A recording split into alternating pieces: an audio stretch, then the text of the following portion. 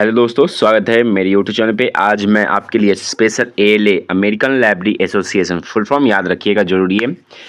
चलिए, जैसे कि 1 मंथ का गारंटी लिए हैं कि 1 मंथ में कंप्लीट करवा देंगे आपको बिहार लाइब्रेरी और केबीएस और एनबीएस के तौर पे। यूनिट्स 1 चल रहा है आज फिलहाल, यूनिट 1 है। यूनिट 6 मैं आपको कंप्यूटर का भी क्लास ऐड करके आपको कंप्लीटेड कर दूंगा। चलिए स्टार्ट करते हैं एएलए के बारे में। और आइजलिक पढ़ाया जाएगा आपको, आईएलए पढ़ाया जाएगा। बस आप मेरे साथ जुड़े रहें लास्ट तक और वीडियो को लाइक करते चले। जैसे कि एएलए क्या है, एएलए बताने से पहले मैं आपको संघ बताते हैं। संघ किसे बोला जाता है, सिर्फ लाइब्रेरियन करके आपको संघ नहीं पता होगा बहुत लोगों को। तो संघ किसे बोला जाता है ये जान लीजिए। जब किसी समान उद्देश्य की पूर्ति के लिए व्यक्तियों अथवा समूह द्वारा संगठन बनाया जाता है तो उसे संघ बोला जाता है, एसोसिएशन कहा जाता है। ये संगठन सरकारी गैर सरकारी स्तरों पर भी काम करता है। तो याद रखिएगा, बहुत ज़्यादा इंपॉर्टेंट है। ऐसे बहुत ही संगठन है, जैसे कि उदाहरण के तौर पे आप एएलए आप देख सकते हैं, एएलए देख सकते हैं, आईएलए देख सकते हैं, एजलिक देख सकते हैं, और भी है। तो आप इसे लिख लीजिएगा। संघ किसे बोला जाता है, आपसे कई बार सवाल में पूछा भी जाता है कि संघ के बारे में क्या है क्या नहीं है। अब चलिए कुछ जानकारी ले लेते हैं। संघों की स्थापना का कुछ उद्देश्य क्या रहता है, इसका उद्देश्य, जैसे कि कई लोग को पता होना चाहिए इसका उद्देश्य क्या होना चाहिए। चलिए सबसे पहले इंपॉर्टेंट कर देते हैं कि एएलए की स्थापना कब और किसके द्वारा किया गया था। तो आपको पता होना चाहिए था 1876 ईस्वी में मेलविट डेवी जो याद होना चाहिए, स्कूल ऑफ लाइब्रेरी इकोनॉमी सबसे पहले लाए गए थे। मेलविट डेवी के ही द्वारा लाया गया था। और कब एएलए बना है, तो 1876 में ही बना गया है। अमेरिकन लाइब्रेरी एसोसिएशन बनाया गया है। तो याद रखिएगा एएलए के बारे में। और 1876 का बात किया जाए तो एक और याद रखिएगा, उस समय डीडीसी आपको पता होना चाहिए, मेलविट डेवी के ही द्वारा डीडीसी डेवी डेसिमल क्लासिफिकेशन का भी रचना किया गया था। तो ये आपके लिए ही बहुत ज़्यादा बेनिफिट रहेगा, लिख लीजिएगा। मैं मेलविट डेवी से के द्वारा और कुछ भी रहेगा मैं बताता चलूँगा। चलिए कुछ और भी जान लेते हैं। मेलविट डेवी का डेट ऑफ बर्थ भी कई बार सवाल में पूछा जाता है। कब है इनका डेट ऑफ बर्थ? 10 दिसंबर 1850 में नहीं, 51 ईस्वी में इनका डेट ऑफ बर्थ मनाया जाता है। और 10 दिसंबर 1851 ईस्वी में मनाया जाता है। तो ये जो इंपॉर्टेंट रहेगा हम आपको बताते चलेंगे। और एएलए क्या है, इसका संगठन का उद्देश्य क्या है, चलिए मैं विस्तार से बता देते हैं। इसमें सदस्य कोई भी व्यक्ति, ग्रंथालय या संगठन जो ग्रंथालय की रुचि रखता हो, बिना किसी भौगोलिक सीमा के इसका सदस्य हो सकता है। इसका कोई भी सदस्य हो सकता है। खास जैसे कि आपको पता होना चाहिए कि आईएलए, भारत का आईएलए सबसे पुराना संघ है, लेकिन विश्व का सबसे बड़ा और सबसे पुराना संघ कौन सा है, तो पूछा जाता है ये आपसे। ये सवाल आप देख सकते हैं कि यह सबसे बड़ा और सबसे पुराना पुस्तकालय संघ है, विश्व का सबसे पुराना संघ है। और इंडिया में कौन सा है, तो आईएलए है। आईएलए कब बना है, तो 1933 ईस्वी में। चलिए मैं आगे बताता चलूँगा, बस आप वीडियो को लाइक करते चलें और बताएं कैसा लग रहा है क्लास, मैं समझा पा रहा हूँ कि नहीं आपको अच्छे से, ये भी जानकारी देते चलें कमेंट में। एएलए के बारे में जान लीजिए, थोड़ा सा जानकारी और है। और एएलए में आम सभा द्वारा अध्यक्ष, कार्यकारिणी तथा सदस्यों का चुनाव होता है। एएलए में संचालन एवं प्रबंधन मंडल द्वारा किया जाता है। इसमें बहुत सारे विभाग हैं, जैसे बाल ग्रंथालय, संदर्भ सेवा, पुस्तकालय, परीक्षण इत्यादि रहते हैं। इंपॉर्टेंट एक और नोटिस है कि आपको एएलए के बारे में थ्योरी जितना इंपॉर्टेंट रहेगा, आपको जानकारी रहेगा, उससे ही ज़्यादा आपको एमसीक्यू बन पाएगा। तो आप कोशिश करें कि थ्योरी क्लास पढ़ने का, एमसीक्यू बार बार टेस्ट सीरीज ज्वाइन करने से पहले आपको क्लास कंप्लीट होना चाहिए। चलिए आगे बढ़ते हैं। खास तौर पे आपके लिए 1 मंथ में गारंटी के साथ कि मैं कंप्लीटेड करवा दूंगा आपका क्लास, ये यूनिट 6 तक। आप बस मेरे साथ जुड़े रहें और वीडियो को लाइक करते चलें। बिहार लाइब्रेरियन का नोटिफिकेशन भी जारी है, आप बस जुड़े रहें। खास तौर पे एएलए क्या है, पहला पॉइंट के बारे में, एएलए के प्रकार को जान लेते हैं। एएलए में खास तौर पे 20 राज्यों में अधिनियम पारित हुआ था। क्या है, एएलए की स्थापना पूर्व कुछ राज्यों में ग्रंथालय अधिनियम पारित हो गए थे, किंतु फिर उसे 1887 ईस्वी तक इसे प्रयास में 20 राज्यों में अधिनियम पारित किया गया था। विश्व में ग्रंथालय विज्ञान का विकास वास्तव में एएलए के द्वारा ही किया गया है। अमेरिका में पुस्तकालय विज्ञान का सर्वप्रथम विद्यालय लाइब्रेरी इकोनॉमी, जैसे हम आपको बताएं, मेलविट डेवी के द्वारा ही, इसके प्रयासों से ही कोलंबिया में आरंभ किया गया था। याद रखिएगा, ज़्यादा इंपॉर्टेंट रहेगा आपके लिए। और ग्रंथालय खासतौर पे याद रखिएगा, ग्रंथालय एवं सूचना प्रशासन के क्षेत्र में शोध तथा नए नए प्रयोग करने के लिए इसका महत्व योगदान रहता है। ये वार्षिक अधिवेशन, सेमिनार तथा कार्यशालाओं में आयोजन करती है। जैसे कि आपको ये जानकारी होनी चाहिए, इसका प्रकाशन भी मैं बताता चलूँगा, बस आप मेरे साथ जुड़े रहें और वीडियो को लाइक करते चलें।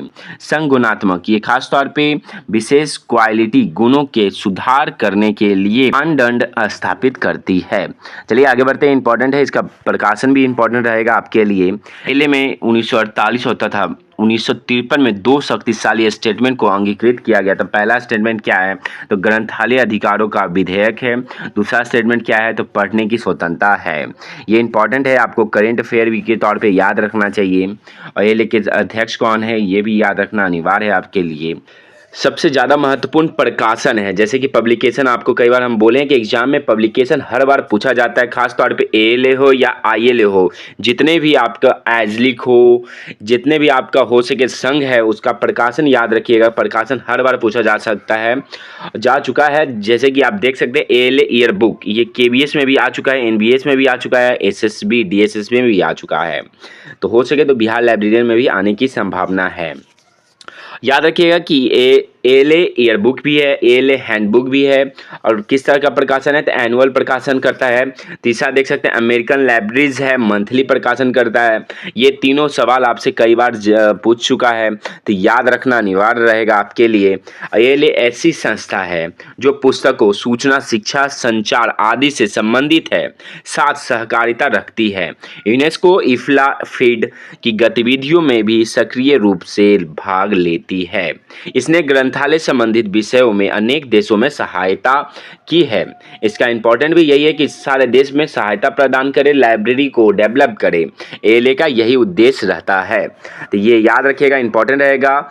एजलिक भी है। इससे पहले हम आपको आईएलए, क्योंकि संघ पढ़ा रहे हैं, तो एएलए विश्व का सबसे बड़ा संघ है, तो उसके बाद आपका आता है आईएलए। आईएलए भारत का सबसे बड़ा संघ और पुराना संघ है, क्योंकि आपसे कई बार पूछा जा चुका है, जैसे कि देख सकते हैं। इसके बाद हम आपको यूनेस्को और एजलिक के बारे में बता दूंगा, बस आप मेरे साथ जुड़े रहें, वीडियो को लाइक करते चले।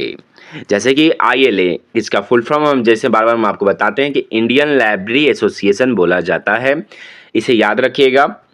प्लस खास तौर पे ये स्पेशल आपके प्लेलिस्ट बनाया जा रहा है, बन भी रहा है। जो नहीं देखे हैं पिछले वाले वीडियो, जाकर देख सकते हैं।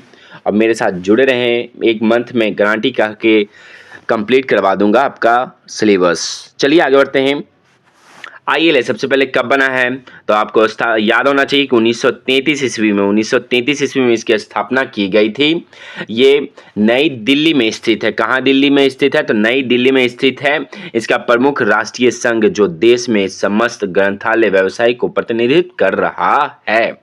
इसका उद्देश्य क्या है, उद्देश्य आपको पता होना चाहिए। देश भर में ग्रंथालय आंदोलन में गतिविधि प्रदान करना, ग्रंथालय एवं सूचना सेवा में सुधार प्रयास करना, जैसे कि एएलए का है वही काम है जिस तरह से इंडिया में आईएलए का काम रहता है। तो याद रखिएगा, बहुत ज़्यादा इंपॉर्टेंट रहता है। जैसे कि स्टेट, राज्य में अन्य ग्रंथालय संघों को अपने साथ संबंध रखना, क्योंकि ये संघ रहेगा तो आप हो सके संघ के बारे में, जैसे हम आपको स्टार्टिंग में ही बताएं, संघ क्या है लिख लीजिएगा, क्योंकि आपसे कई बार सवाल में पूछा जा चुका है। तो इसके पहले प्रकाशन आपको हम हर बार बताते हैं कि प्रकाशन याद रखना अनिवार्य है। आईएलए का बुलेटिन त्रैमासिक का प्रकाशन होता है जिसमें व्यवसाय संबंधित महत्वपूर्ण लेखक सम्मिलित किए जाते हैं। इंपॉर्टेंट है, आप प्रकाशन आईएलए के हर बार पूछा जाता है। जैसे कि 1978 ईस्वी में आईएलए न्यूज लेटर त्रैमासिक प्रकाशन हुआ था। याद रखिएगा, इंपॉर्टेंट रहता है ये सब, क्योंकि हर बार ये पूछा जाएगा। जैसे कि 1985 ईस्वी में 1985 में इंडियन लाइब्रेरी डिक्शनरी का चौथा संस्करण प्रकाशित हुआ था। प्रकाशन हर बार पूछा जाता है। मैं बार बार बोलता हूँ कि प्रकाशन पे ज़्यादा गौर कीजिएगा, पब्लिकेशन हर बार आपसे पूछा जाता है। चलिए आगे बढ़ते हैं। इंपॉर्टेंट मैं आपको बताते चलूँगा थ्योरी क्लास में एमसीक्यू के तौर पे। जैसे कि अंतर्राष्ट्रीय संघों के साथ संबंध, प्रमुख अंतर्राष्ट्रीय संघ जैसे कि इफ्ला के बारे में हम आपको बताए हैं, फिर भी मैं बता दूंगा एक बार। उसके बाद कॉमनवेल्थ लाइब्रेरी एसोसिएशन का सदस्य है, तो ये इंपॉर्टेंट रहेगा आपके लिए और इम्पॉर्टेंट है। इसके बाद हम आपको राजा राम मोहन राय के बारे में भी बता देते हैं, RRLF के बारे में। कैसा लग रहा है क्लास आप बताते चले। इतना इंपॉर्टेंट कोई भी क्लास टीचर आपको नहीं बताने वाला है। राजा राम मोहन राय लाइब्रेरी, जैसे कि सबसे पहले आपको पता होना चाहिए कि 200 जन्म, इनका 200 जन्म मतलब कब हुआ था, इनका जन्म पता होना चाहिए आपको। 1772 ईस्वी में इनका जन्म था, तो उसके 200 वर्ष मतलब 1972 ईस्वी में RRLF का उद्घाटन हुआ था, संगठन बनाया गया था। तो ये नोट डाउन कर लीजिएगा, बहुत ज़्यादा इंपॉर्टेंट रहेगा आपके लिए। साथ में 200 जन्मदिन के लिख लीजिएगा, इंपॉर्टेंट है। 1972 ईस्वी में स्थापित किया गया। राजा राम मोहन राय का जन्म 22 मई 1772 ईस्वी में, जिन्होंने अपना समस्त जीवन पौध शिक्षा समाज कल्याण में बिताया है। खासतौर पे इसका केंद्रीय कार्यालय कहाँ स्थित है, तो कलकत्ता में स्थित है। तो ये लिख लीजिएगा। और इसमें मंत्रालय के तौर पे 22 कुल सदस्य होते हैं, ये इंपॉर्टेंट रहेगा। पब्लिक लाइब्रेरी के लिए क्या महत्व है RRLF का, और आपको पता होना चाहिए ISBN नंबर, जो फिलहाल 2006 के बाद 6 तक आपको 10 डिजिट का हुआ करता था, लेकिन 2007 में आपका ये 13 डिजिट का होने लगा है। तो ये लिख लीजिएगा, इंपॉर्टेंट रहेगा। और इम्पॉर्टेंट है कि RRLF के द्वारा ISBN नंबर को प्रदान किया जाता था, ये इंपॉर्टेंट रहेगा आपके लिए। चलिए आगे मैं बताते चलूँगा। खास तौर पे लास्ट में रिवीजन क्लास भी रहेगा आपके लिए। जो टॉपिक है हम आपको बताते चलेंगे, जैसे कि इसका उद्देश्य जान लीजिएगा कि राज्य सरकारों में सहयोग से भारत में सार्वजनिक पुस्तकालय, जैसे कि हम पब्लिक लाइब्रेरी के बारे में हम आपको बताएं कि प्रगति और योजना बनाकर पुस्तकालय आंदोलन को बढ़ावा देना। आपको पता होना चाहिए कि राजा राम मोहन राय के द्वारा ही पुस्तकालय को, पब्लिक लाइब्रेरी पे ज़्यादा महत्व दिया जाता है। जैसे कि दूसरा है कि ग्रामीण जनता तथा पौध की अध्ययन प्रवृत्ति जागृत करना है। लाइब्रेरी से आपको पता होना चाहिए कि जब तक गांव देहात में नहीं जाएगा लाइब्रेरी का पहचान उसके विकसित नहीं होगा, और वैकेंसी जिस तरह से आपको उम्मीद है बिहार लाइब्रेरियन का, इसी कारण लेट हो रहा है। चलिए कोई नहीं, बिहार लाइब्रेरियन का आप लोग इंतज़ार करें। खासतौर पे राष्ट्रीय ग्रंथालय, राज्य केंद्रीय ग्रंथालय, जिला ग्रंथालय, inter library loan. Inter library loan के बारे में हम आपको बता चुके हैं, स्पेशल वीडियो भी बना हुआ है, जाकर देख सकते हैं आप। के द्वारा कर एक राष्ट्रीय पुस्तकालय नेटवर्क सिस्टम स्थापित करना है, ये आपके लिए बहुत ज़्यादा इंपॉर्टेंट रहेगा। जैसे कि देश में क्षेत्रीय ग्रंथालय सेवा केंद्र में स्थापना करना है। ग्रंथालय एवं सूचना विज्ञान के अनुसंधान को गति देना है, इसका ये कार्य है। और भी कार्य था जो मैं आपको शॉर्ट में बता दिया कि जो इंपॉर्टेंट कार्य है हम आपको बता दिए हैं। आप बस मेरे साथ जुड़े रहे, मैं गारंटी करता हूँ 1 मंथ में आपको कंप्लीट करवा देंगे। जैसे कि दूसरा क्वेश्चन देख सकते हैं कि पुस्तकालय संघ का अनुदान, पुस्तकालय संघों में सेमिनार तथा कॉन्फ्रेंस आयोजित करने के लिए RRLF को समय समय पर आर्थिक सहायता प्रदान करती है। ये आर्थिक सहायता प्रदान करने में ही आगे रहता है। राजा Ram Mohan Roy library foundation, full form याद रखिएगा, आपसे कई बार पूछा जाता है, तो इम्पॉर्टेंट रहेगा आपके लिए। इसके बाद हम आपको खास तौर पे यूनेस्को और एजलिक नहीं बता पाए थे, तो चलिए हम एजलिक और यूनेस्को भी बता देता हूँ। साथ में यूनेस्को का सबसे ज़्यादा योगदान है खास तौर पे एकेडमिक लाइब्रेरी के तौर पे। जैसे कि पब्लिक लाइब्रेरी के तौर पे किसका योगदान था, तो आपका राजा राम मोहन राय लाइब्रेरी फाउंडेशन का था। तो अब किसका है, तो यूनेस्को का सबसे ज़्यादा है। चलिए विस्तार से समझाते हैं। राष्ट्रीय तथा अंतर्राष्ट्रीय स्तर पर कई संगठन, प्रणालियों तथा केंद्र हैं जो पुस्तकालय तथा सूचना सेवा के विकास तथा प्रोत्साहन के लिए प्रयत्न करते रहते हैं। जैसे कि कैसे संगठन हैं, यूनेस्को हो गया, आपका इफ्ला हो गया, देख सकते हैं आपको UGC है, राजा राम मोहन राय, RRLF है, नेस्डॉक है, डेसीडॉक है, इंपॉर्टेंट है, ETC है, ये लिख लीजिएगा, इंपॉर्टेंट रहता है। यूनेस्को का क्या काम है, चलिए इसका सबसे पहले तो फुल फॉर्म याद रखिएगा। आपसे कई बार फुल फॉर्म तो आम आदमी भी पूछ सकता है कि शिक्षक टीचर बनने जा रहे हैं, तो यूनेस्को का फुल फॉर्म याद होना चाहिए। क्या है इसका full form, united national education scientific and culture organisation है। इसकी स्थापना किस वर्ष की गई, तो 1946 ईस्वी में, 1946 ईस्वी में की गई थी। संयुक्त राष्ट्र संघ के अंतर्गत एक अंतर्राष्ट्रीय सरकारी एजेंसी के रूप में किया गया था, ये लिख लीजिएगा, इंपॉर्टेंट रहेगा आपके लिए। और एक इम्पॉर्टेंट और बात है यूनेस्को को लेकर 2 विभाग, सूचना विभाग एवं प्रलेखन विभाग, जिसमें के द्वारा गतिविधियों का संचालन किया जाता रहा है, मिलाकर 1976 ईस्वी में 1976 में नए विभाग का गठन किया गया, जिसे जनरल इंफॉर्मेशन प्रोग्राम कहा जाता है। तो ये लिख लीजिएगा, इंपॉर्टेंट रहेगा आपके लिए। और वीडियो को लाइक करते चले। कैसा लग रहा है क्लास? और खास तौर पे गुजरात का नोटिफिकेशन हम डाल चुके थे हाईकोर्ट का, जो 50 टोटल 60 पोस्ट आएगा, पोस्ट भरने की संभावना है, तो 60 पोस्ट आएगा।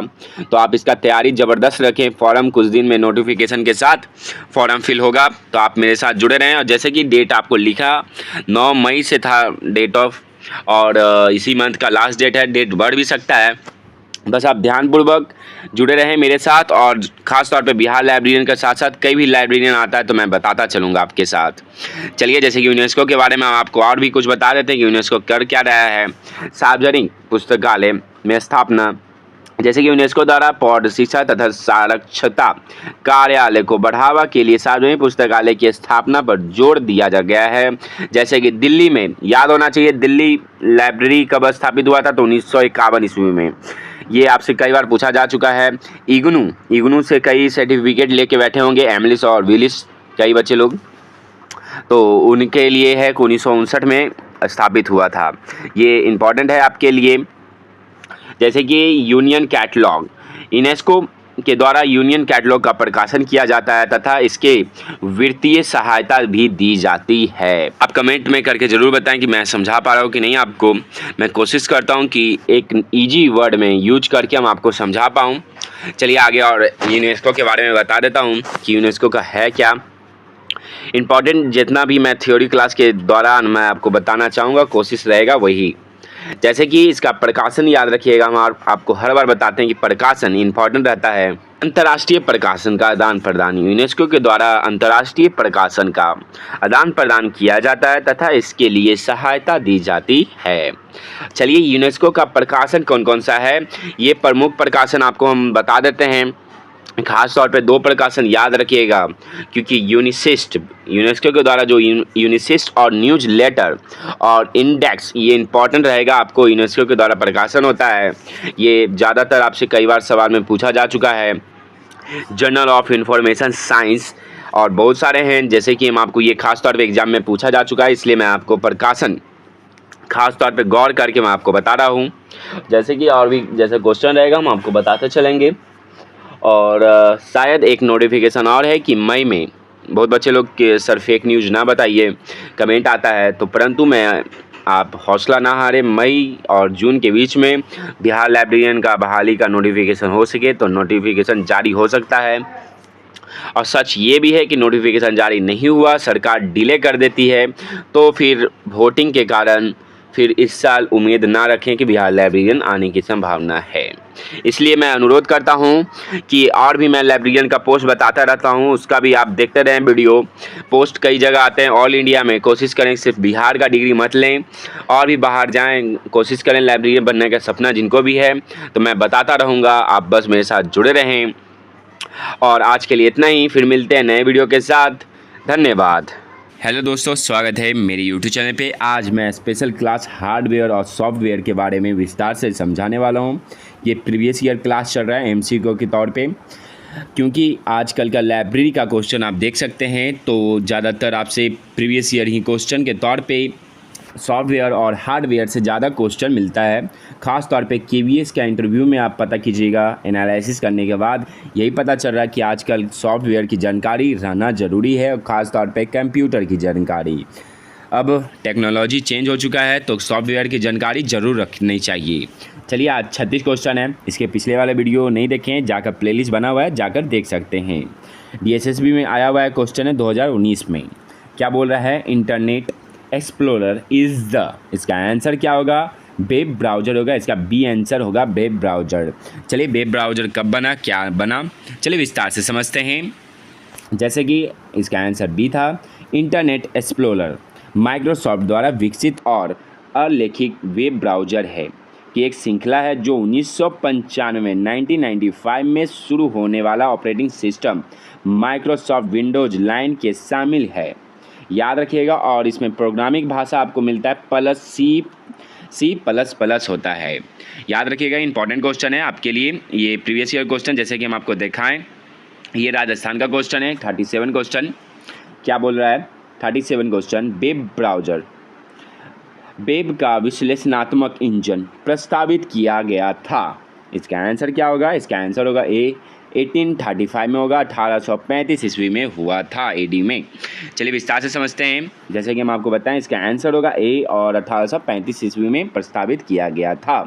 कैसा लग रहा है प्रीवियस ईयर क्वेश्चन? और अभी फ़िलहाल आप लोग के लिए यूजीसी का नेट फॉर्म फिल हो रहा है। मैं अनुरोध करूँगा कि फॉर्म फिल इस बार करें, क्योंकि 7 मई तक लास्ट डेट है। चलिए वीडियो को लाइक करते हुए इसका आंसर होगा ए होगा, प्राइमरी मेमोरी बोला जाता है। इसके पिछले वाले वीडियो में भी बताए हैं रैम के बारे में विस्तार से, चलिए समझा देते हैं। वीडियो को बस लाइक करते चलें। रैम सबसे पहले फुल फॉर्म याद रखिएगा, रैंडम एक्सेस मेमोरी बोला जाता है। एक प्राथमिक मेमोरी है ये प्राइमरी मेमोरी है। रैम में सीपीयू द्वारा वर्तमान में की जाने वाले कार्यों का डाटा और निर्देशक स्टोर रहता है। ये इंपॉर्टेंट रहता है, आपसे ये क्वेश्चन कई बार सवाल में पूछा जा चुका है। कैसा लग रहा है ये प्रीवियस ईयर क्वेश्चन? आप ज़रूर बताइएगा कमेंट में करके। 39 क्वेश्चन है। मैं माफ़ी चाहूँगा कि पीडीएफ थोड़ा अच्छा से बन नहीं पाया है। कंप्यूटर किसके लिए प्रयोग किया जाता है? इसका आंसर होगा डी होगा इसका आंसर, क्योंकि चलिए विस्तार से समझते हैं। ये कंप्यूटर इलेक्ट्रॉनिक डिवाइस है। आपको ये याद रखना है, ये जो यूजर्स द्वारा इनपुट किए गए डाटा को प्रक्रिया करके सूचनाओं में रिजल्ट के रूप में प्रदान करता है। ये लाइन आप लिख लीजिएगा, ज़्यादा इंपॉर्टेंट रहेगा। एक लाइन में इसका आंसर देना अनिवार्य है। 40 का ये क्वेश्चन आप देख सकते हैं, ये राजस्थान में क्वेश्चन आ चुका है कि निम्न में से कंप्यूटर का हृदय कौन सा है? हार्ट कौन सा है? याद होना चाहिए आपको। ये नॉर्मल क्वेश्चन है, ये बच्चा भी बता देगा। सीपीयू को बोला जाता है। सीपीयू का फुल फॉर्म याद रखिएगा, क्योंकि सीपीयू का हर बार पूछा जाता है, सेंट्रल प्रोसेसिंग यूनिट। तो इम्पॉर्टेंट है कि हर क्वेश्चन का खास तौर पे सीपीयू का फुल फॉर्म याद रखिएगा, रैम का याद रखिएगा। इंपॉर्टेंट रहता है, फुल फॉर्म आपसे कई बार पूछा जाता है। नेक्स्ट क्वेश्चन पे आते हैं। वीडियो को लाइक करते चलें और कैसा लग रहा है बताते चलें। 41 क्वेश्चन है, पुस्तकालय में निम्नलिखित में से कौन सा कंप्यूटर अधिकृत उपयुक्त है? इसका आंसर होगा डी, माइक्रो कंप्यूटर होगा, माइक्रो कंप्यूटर होगा।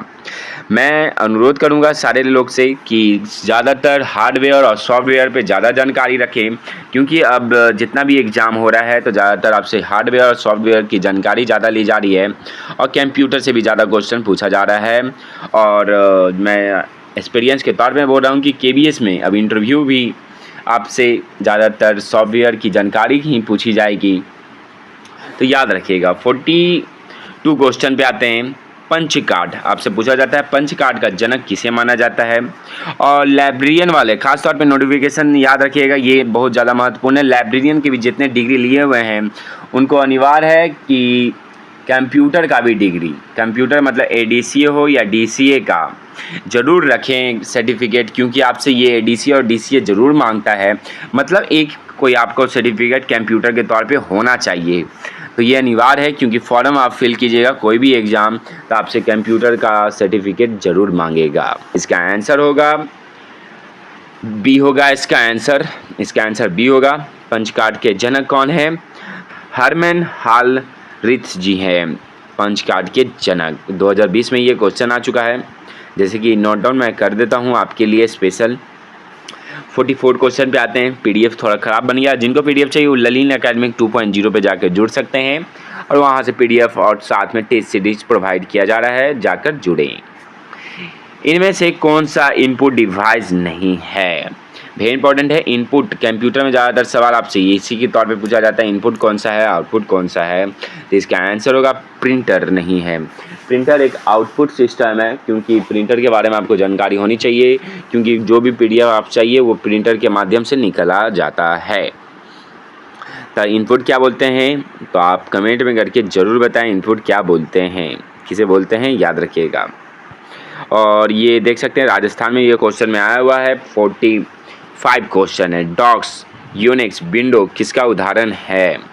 किसका उदाहरण है आपको पता होना चाहिए। डॉक्स, विंडो, यूनिक किसका उदाहरण है? तो कंप्यूटर ऑपरेटिंग सिस्टम का है, ऑपरेटिंग सिस्टम का ये उदाहरण है।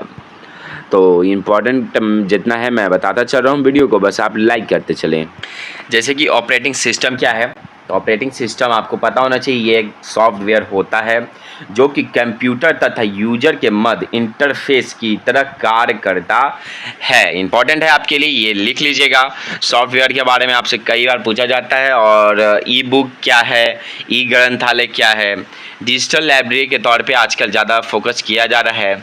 तो अनुरोध है सारे लोग से कि आप लोग इसे नोट डाउन कर लीजिएगा, प्लस याद रखिएगा क्या है क्या नहीं है। चलिए, वीडियो कैसा लग रहा है आप बताते चलें, क्योंकि मैं इतना मेहनत करके आपके लिए बना रहा हूँ तो एक लाइक ज़रूर बनता है। 48 क्वेश्चन पे है। 48 क्वेश्चन क्या बोल रहा है,